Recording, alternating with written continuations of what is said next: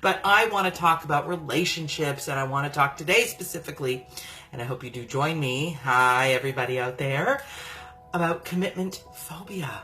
It's something I see in the office all the time. People are constantly coming in to work with me in my office because they suffer from the inability to connect or feel a sense of ease in their relationship, even though the relationship is pretty good. And then they just find themselves concocting excuses to get out of the relationship.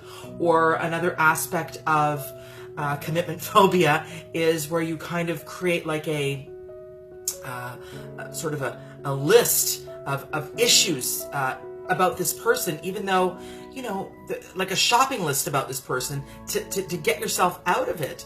And frankly, the truth of the matter is that many relationships that I hear about, someone going through a commitment phobia issue, the truth is that they are kind of good relationships, but they find themselves, you know, trying to leave because there's a deep sort of anxiety that shows up.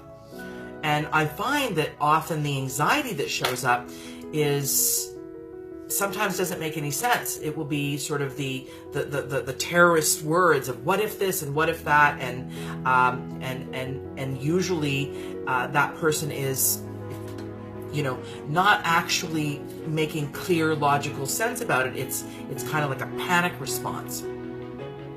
A panic response. I don't know if any of you have commitment phobia, or, you know, commitment phobia issues regarding relationships. Sometimes it's commitment phobia issues regarding jobs. Sometimes, so it's anything that creates permanence, creates anxiety, is what commitment phobia is really often about. Not awesome, but often about. I find people quite tortured about commitment phobia. There's also this thing that I've noticed as a sort of common element with people who have a lot of commitment phobia is their family of origin, rather their childhood was kind of traumatic. So anything that is sort of associated with family feeling, or a feeling that is like family, closeness, intimacy, authenticity, a sense of lower boundaries, all these types of things, provides the person with like a post-traumatic response, like a PTSD response to being in a relationship, any kind of, I'm talking even good relationships.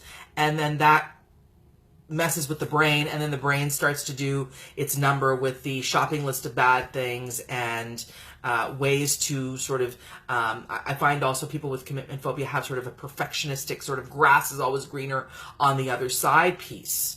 And